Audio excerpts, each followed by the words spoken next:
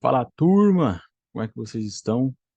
Bom, segunda parte aí da nossa aula, né? Na primeira parte eu falei sobre o aborto, né? Foi bem curto e rápido lá, pontos mais específicos. E agora eu vou falar de gestação ectópica, segunda parte, tá? Essa sequência de vídeos vai até a parte 3, onde eu vou falar de doença trofoblástica gestacional. Então vai ser o próximo vídeo.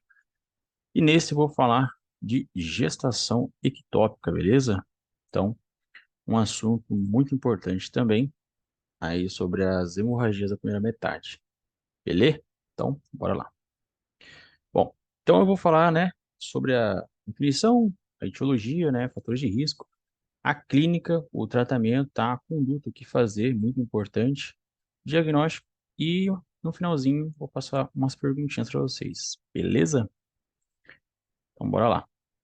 Bom, galera, então assim, para a gente começar a raciocinar, né, deixa eu botar esse trequinho para lá. Vai ficar aqui em cima. Bom, definição, né? Como a gente define a gestação ectópica?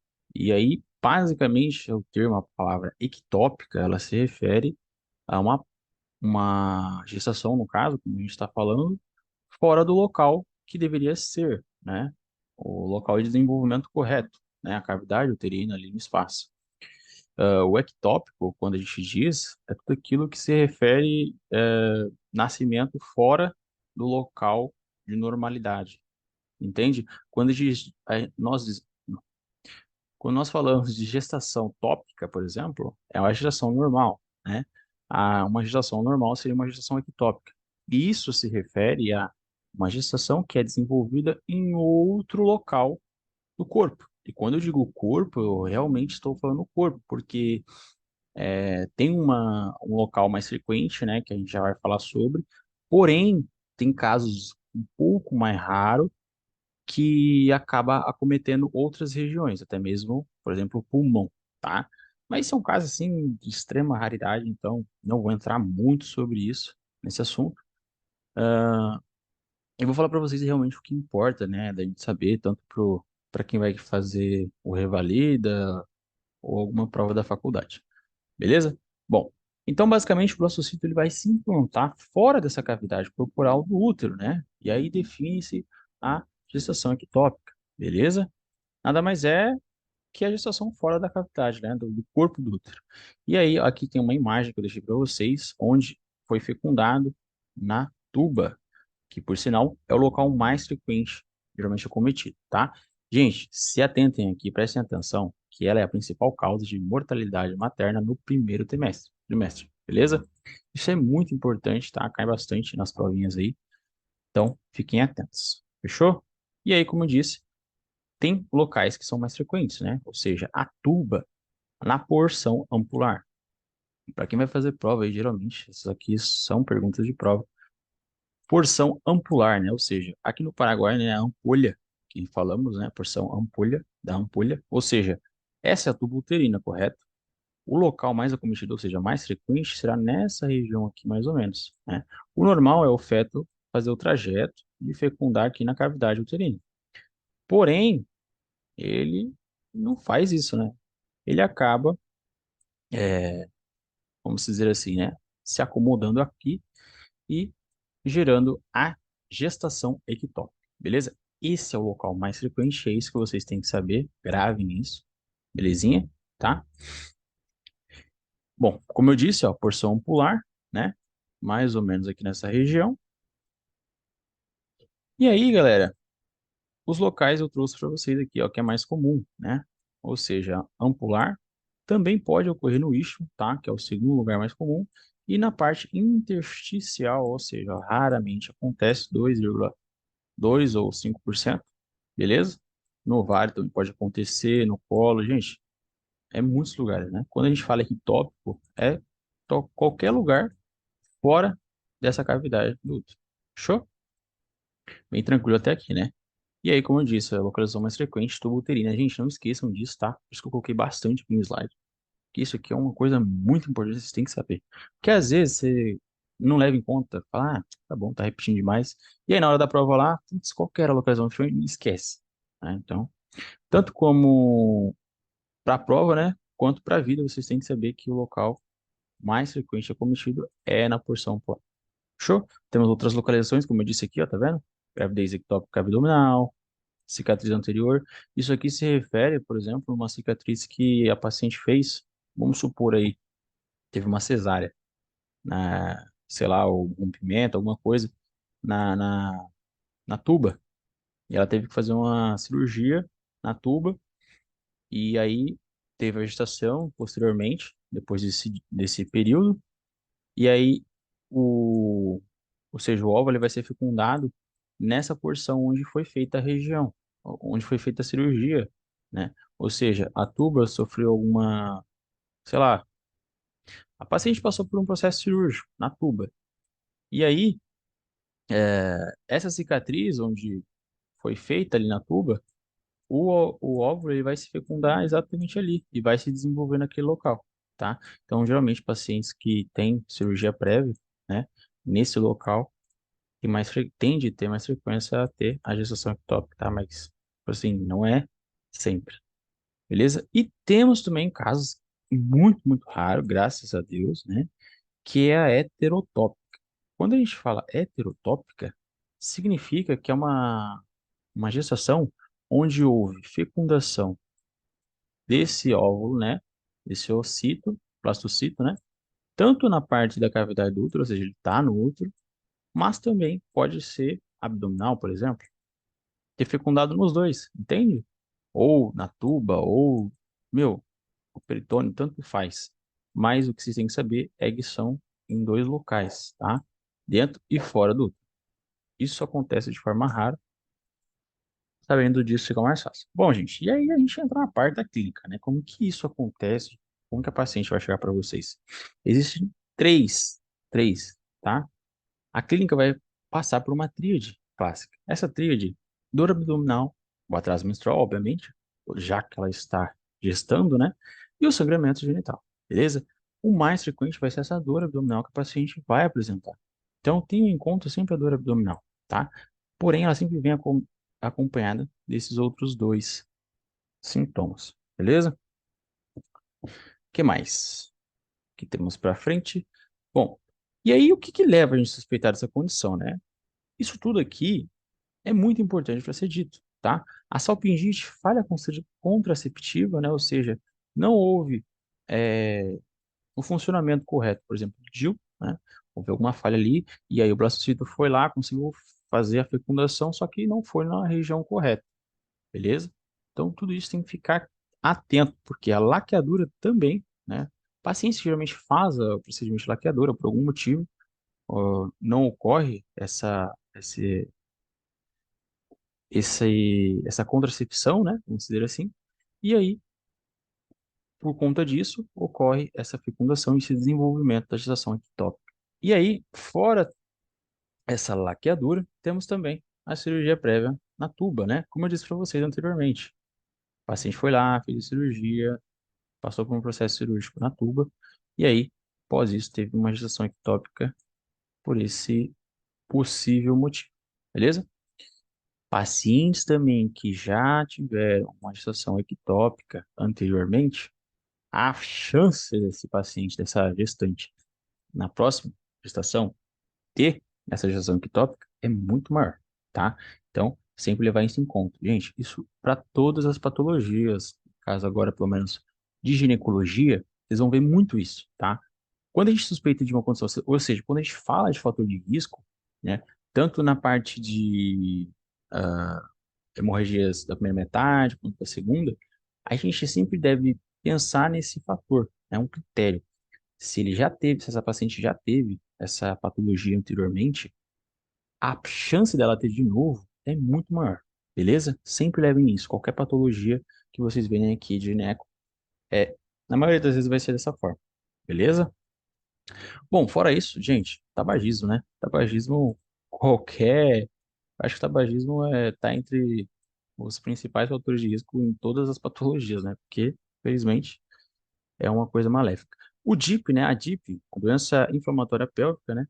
Então, também está presente aí. E as técnicas de reprodução assistida, agora mais no mundo moderno, essas técnicas feitas também pode estar presente, beleza?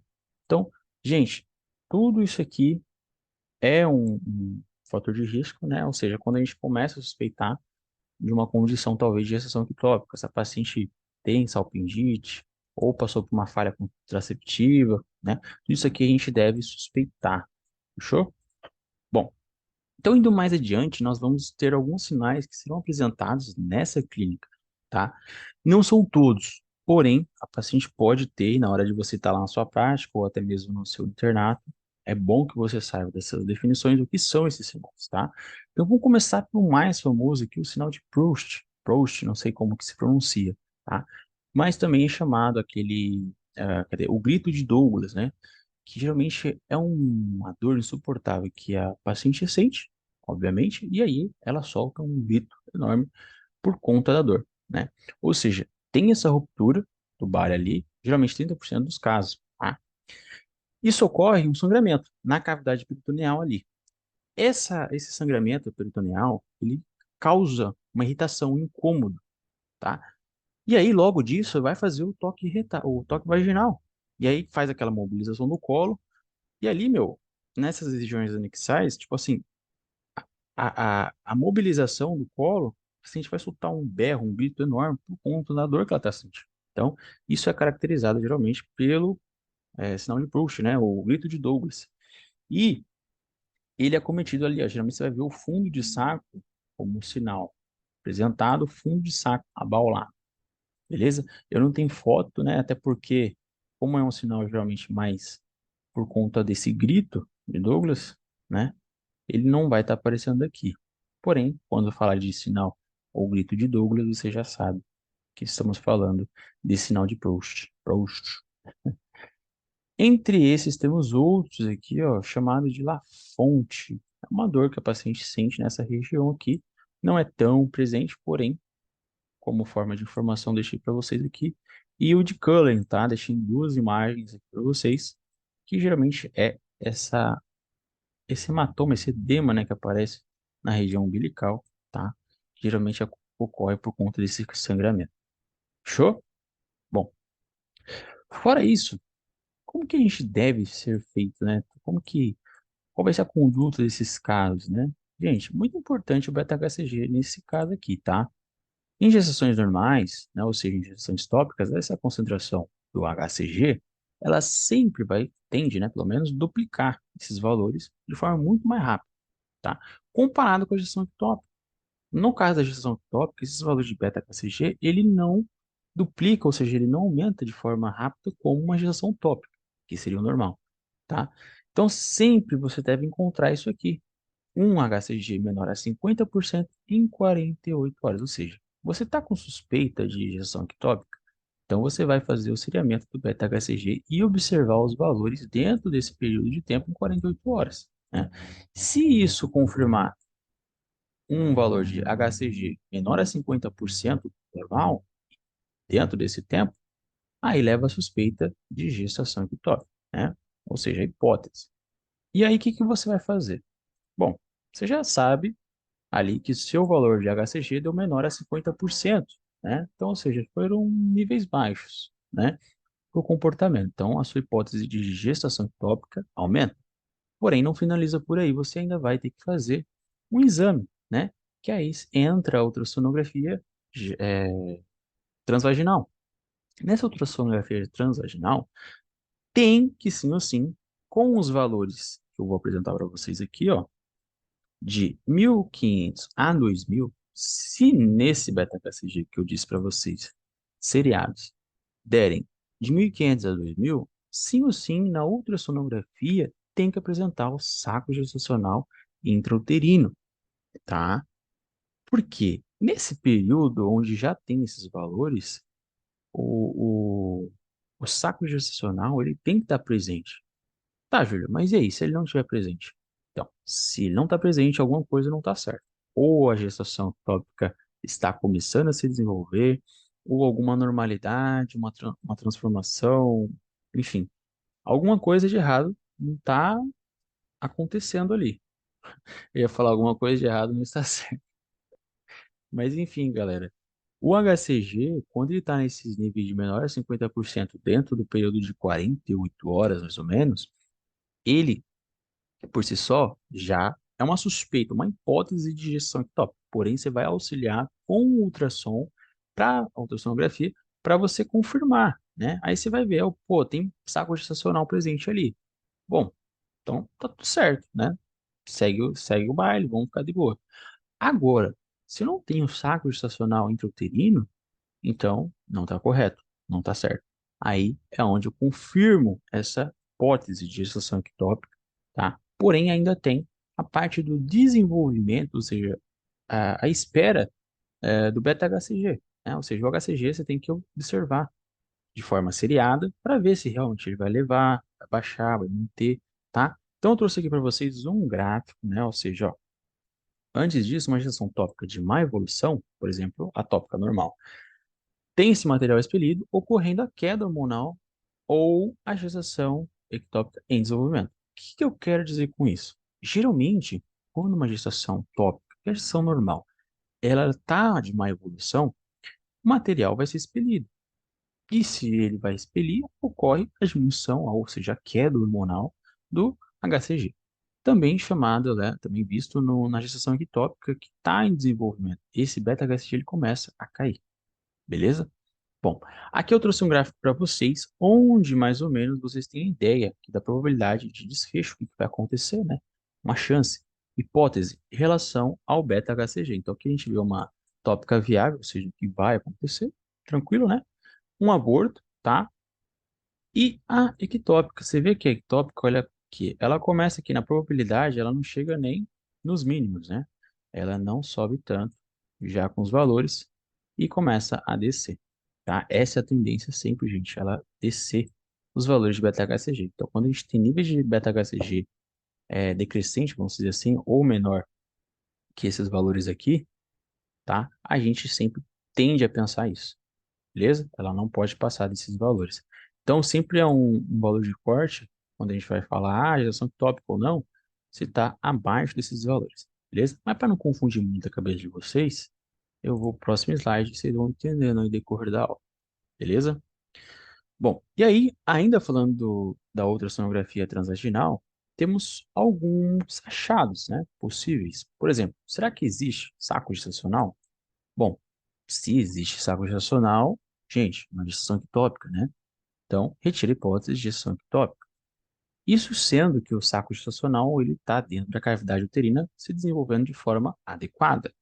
Porém, se for um saco gestacional que é de forma rara, né, geralmente não vai ocorrer fora da cavidade uterina, aí sim, nós caracterizamos ou definimos como gestação ectópica. Sempre vai ser o ultrassonografia transvaginal que vai fazer o diagnóstico para a gente, beleza? E olha só, tá fora do útero?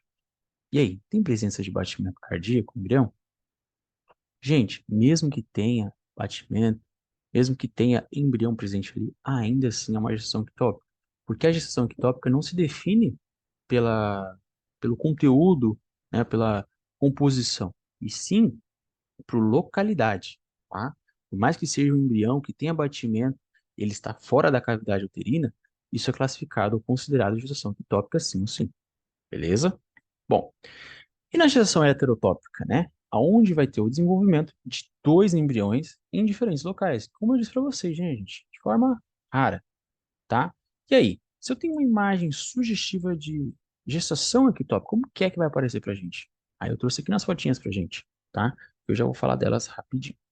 Bom, vou ter presença de anel tubário, né? E vou conseguir, obviamente, ver o útero, ou até mesmo presença de coágulos, líquidos livres na região axial. E pode ter sangramento, pode ter, gente, um monte de coisa, tá? Aqui na ultrassonografia, eu trouxe para vocês, vocês conseguem observar o útero nessa região. E aqui, olha só, o anel tubário, tá? Isso aqui eu consigo pensar uma sugestão de gestação ectópica, tá? Mas existem outros critérios ainda para definir se não é uma malignidade ou qualquer outra coisa. Bom, mas essa foto aqui, eu acho que é essa aqui, ó. Tá vendo? Eu sei que não é muito fácil de identificar, nem eu consigo identificar muito, porém aqui já em relação à quantidade de líquidos livres tá? Nessa região anexial, beleza? Mas isso aqui é só como método de informação, só para vocês verem como que é, beleza? Porque realmente o importante é vocês saberem quando eu suspeito, o que que eu faço, obstáculo estacional, né? Ou quando tem presença de batimento, então eu já disse para vocês, mesmo que tenha presença de batimento, sim ou sim, é uma agitação ectópica, beleza? Bom, tá, Julião, e aí, como é que faz o tratamento? Ih, fechei o trequinho aqui, peraí. Oh, meu Deus. Aí, voltou. Bom, então o tratamento, basicamente, ele vai ser cirúrgico ou medicamentoso ou até mesmo expectante. Mas e aí? Quando é que eu faço, né, esses métodos? Gente, muito importante se atentar que tudo vai depender da paciente, né? Idade, tanto gestacional quanto a idade, na verdade, não idade gestacional, mas a idade da paciente conta muito aqui. Porque geralmente, se eu for uma paciente um pouco mais velha, onde ela já não tem mais desejo de ter filhos, a gente já vai para o método cirúrgico, faz a salpingectomia e tá tudo certo, né? Agora, se é uma paciente um pouco mais jovem, ela ainda precisa, ou seja, deseja ter filhos no futuro, então a gente vai tentar um método mais conservador de forma medicamentosa, beleza? Então, vamos passar aqui um por um para explicar para vocês. Bom, o cirúrgico, então, como eu disse para vocês, vai ser a salpingectomia, tá? E aí, quando que eu devo fazer ela? Como eu disse, sem desejo de gestações, né? Ou seja, a prole já está constituída, já não tem mais desejo ali de ter realmente a gestação.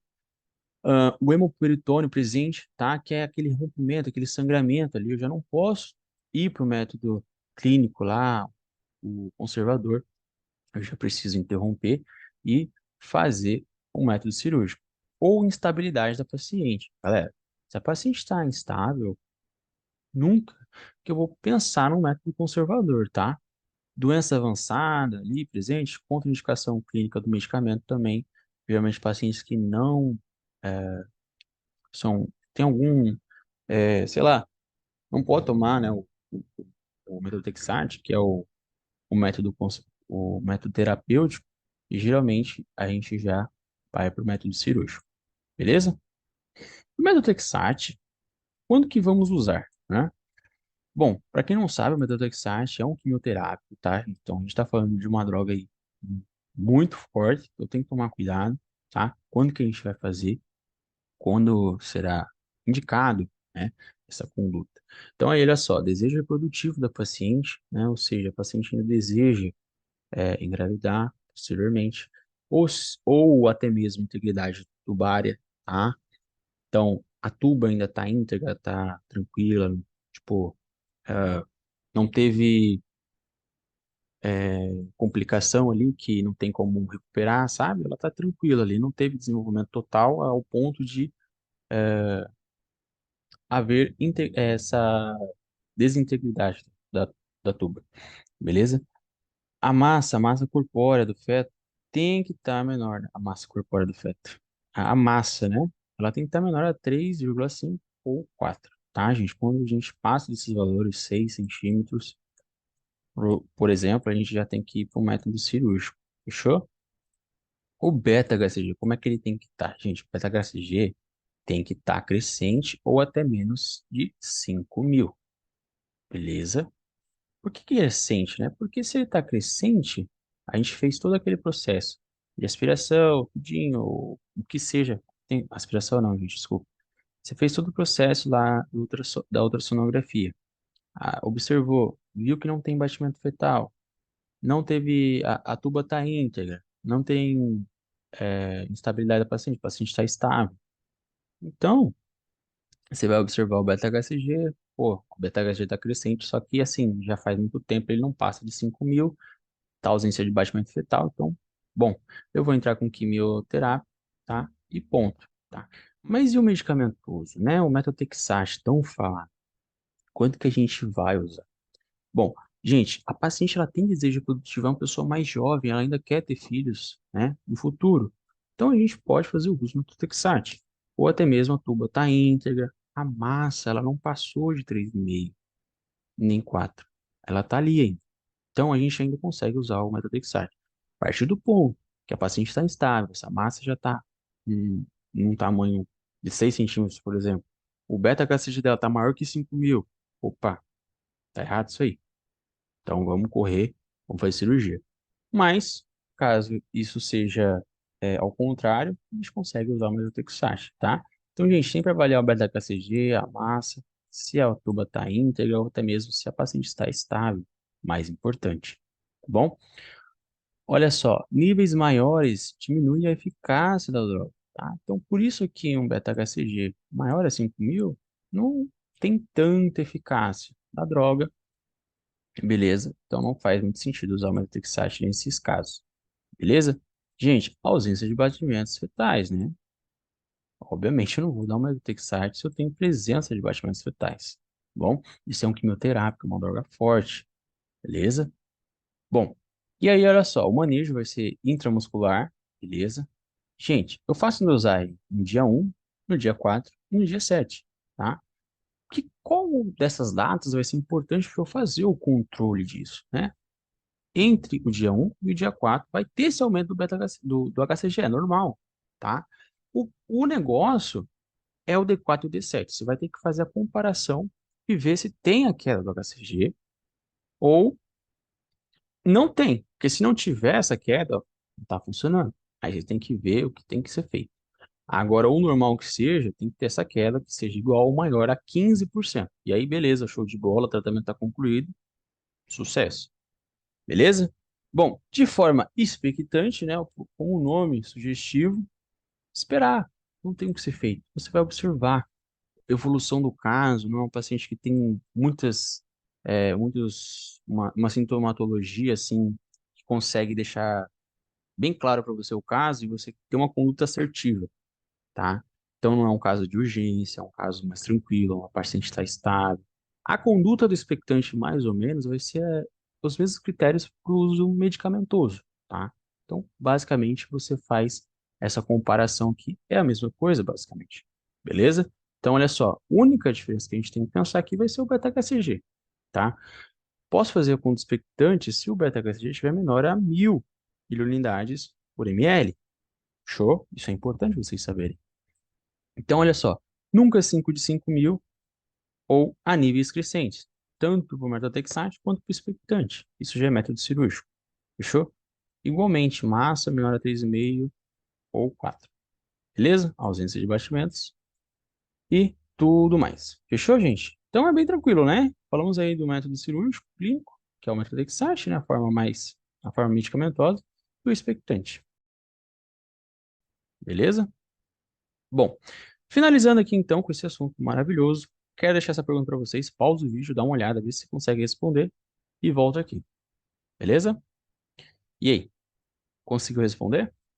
Bom, gente, isso aqui nada mais é. Olha só, vamos analisar, vamos perguntar, vamos ler a pergunta, né? E tentar responder. Então, aqui, ó, são fatores de risco para gestação, gravidez ectópica, exceto, tá? Salpingite e endossalpingite. Gente, tem uma que tá certa na pergunta, essa aqui se descarta, finge que você nem viu. Então, essa aqui não, né? Realmente faz parte aí dos fatores de risco. Cirurgia tubária prévia, olha só que a gente falou lá anteriormente, né? Lembra lá que realmente o local mais acometido é a tuba, automaticamente se você teve ali, não somente porque ele é o local mais acometido, mas se você tem uma cirurgia prévia no local ali próximo ao útero, a probabilidade de ter uma gestação ectópica naquele local é bem grande, tá? Mas os locais mais acometidos, como diz, é na tuba. Então não esqueçam disso. Fechou? Bom, essa não é, tá certo? Endometriose também faz parte, beleza? Dispositivo intrauterino, né, o chamado DIU, também pode ser, né? Lembra lá a falha contraceptiva? Então, adenomiose, pô, gente, adenomiose, creio eu que não faz parte aqui, né? Não falei para vocês. Então, resposta certa é letra E. Olha só, a adenomiose é uma infiltração de glândulas do endométrio para o miométrio. Isso eu vou falar de um assunto mais para frente para vocês. Vou deixar uma aula, então já deixa no comentário se vocês querem essa aula, beleza? Então ela não é um fator de risco para a gestação. Ectópica. Fechou?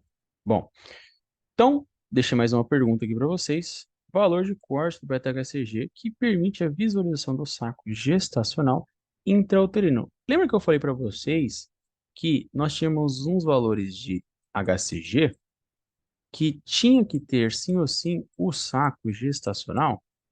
Então, esse saco gestacional, a partir do momento que a gente tem uma quantidade de 1.500, nossa, isso aqui é um 1.500 a 2.000, a gente precisa ver esse saco gestacional no ultrassom transvaginal, beleza?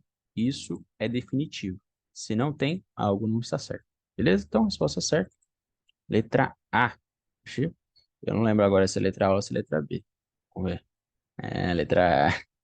Peguei vocês. Bom, gente, então, sabendo essa informação, toda vez que a dosagem de beta-HCG for maior que 1.500, a gestação tópica não for visualizada, que é a gestação, o saco gestacional, a probabilidade, lembra, a gente está falando de probabilidade, gente, não é certeza, tá?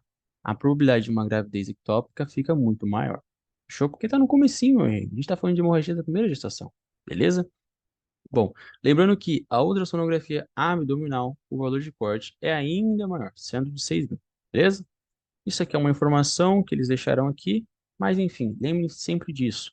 Importante, o valor de corte para a gente ver esse saco gestacional é a partir já de 1.500. Tem outras literaturas que dão outros valores, porém eu trouxe essa para vocês que é a mais falada, beleza? Então, 1.500 ou 2.000, fechou? Bom, time, então quero finalizar por aqui essa aula, parte 2. Vou trazer a parte 3 no próximo vídeo. Espero que vocês tenham gostado, tá? Então, deixei essa frase do professor, não sei como se lê o sobrenome dele, então, é o grande Leandro aí, um dia sem estudar é um dia a mais entre você e seu objetivo. Então, estudem sempre que possam, beleza? Bom, obrigado até aqui, tá, gente? A gente nos vê em um próximo momento. Espero que vocês tenham gostado realmente da aula. Deixa aqui no comentário se você curtiu. Seu feedback é muito importante para mim. E é isso. Valeu, bons estudos. Até a próxima. Falou.